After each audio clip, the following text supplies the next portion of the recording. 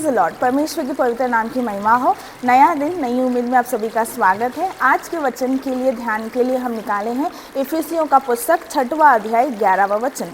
परमेश्वर के संपूर्ण कवच को धारण करो ताकि तुम शैतान की योजनाओं के सामने टिक सको।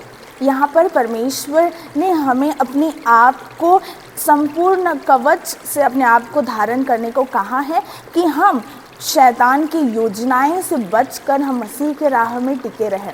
जब हम बात करते हैं युद्ध की, तो हमें सामने वाला दुश्मन से बचने के लिए अपने आप को हमें तैयार करना चाहिए। अपने आप को सारे प्रकार के कवच से अपने आप को धारण करना चाहिए। तो हम यहाँ पर कोई मनुष्य की संसारिक युद्ध की बात नहीं कर रहे हैं। जैसे हम पढ़ सकते हैं इफिसियों 6 का बारे में, परमेश्वर का वचन कहता है कि हमारा मल युद्ध लहू और मांस से नहीं है, लेकिन हमारा मल युद्ध अंधकार की सेनाओं के साथ है। तो जिस दिन आप परमेश्वर को धारण करता के नहीं स्वीकार करते हो, उसी दिन आपका स्वर्ग राज्य में प्रवेश करने का आपका यात्रा शुरुआत होती है। उसी शुरुआत में शैतान भी आपको उस मार्ग से भटकने के लिए बहुत सारे प्लान्स करता है, बहुत सारे तंत्र करके आपको परमेश्वर के रास्ते में भटकने का उसका भी स्ट्रैटेजी चालू हो जाता है। तो ये जो आत्मिक युद्ध है, जहाँ पर हम परमेश्वर की ओर आगे बढ़ना चाह रहे हैं, दूसरी ओर शैतान जो है हमें परमेश्वर के रास्ते से भटकाना चाहता है।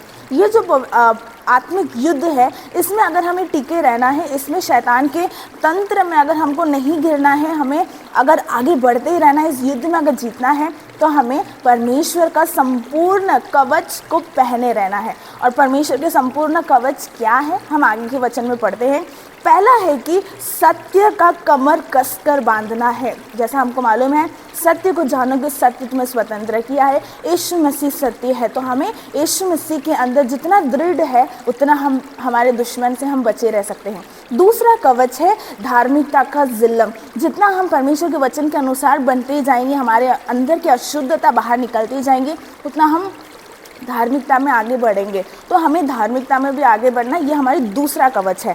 तीसरा कवच है कि हमारे पाँव जो है सुसमाचार का मेल करने वाला सुसमाचार के लिए तैयार होना है। हमारे पाँव सिर्फ यहाँ वहाँ नहीं चलते हुए परमेश्वर का सुसमाचार लेके जाने वाला पाँव बनना है। ये हमारा तीसरा कवच है जो पैर का है। चौथा है कि विश्वास का ढाल। जब ढाल क्या होती है कि सामने शत्रु हमें जब अगर हमें अटैक करता है, तो अपने आप को बचाने के लिए हमें विश्वास चाहिए, वो ढाल है। तो हमें एक एक दिन परमेश्वर के अंदर विश्वास में आगे बढ़ना है। परमेश्वर के नाम में जो विश्वास है, उसमें हमें और दृढ़ होना है। पांचवा है उद्धार का टोप। उद्धार का टोप मतलब हमारे सर में जो टोप होती है, वो उद्धार का होना चाहिए। कहीं पर भी कोई भी परिस्थिति में हमारा जो उद्धार परमेश्वर के अंदर है, उसे हमें खोना नहीं है।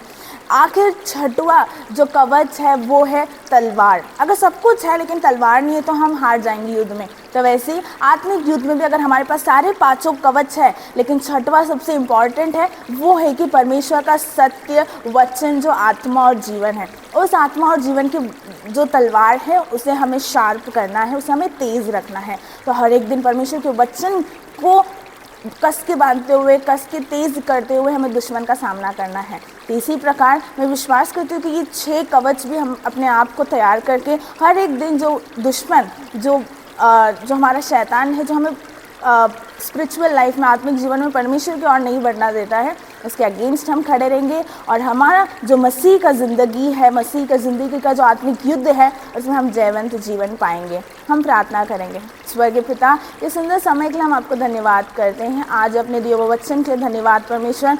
हम प्रार्थना करते हैं कि वचन सुनने वाले सब हम भी परमेश्वर अपने आप को परमेश्वर सारे संपूर्ण कवच से अपने आप को तैयार रखते हुए इस आत्मिक युद्ध में एक जयवंत मसीह जीने के लिए आप अनुग्रह और सहायता दीजिए। यीशु मसीह के नाम से प्रार्थना सुन और कबूल कर हमारे स्वर्गीय पिता, आमीन।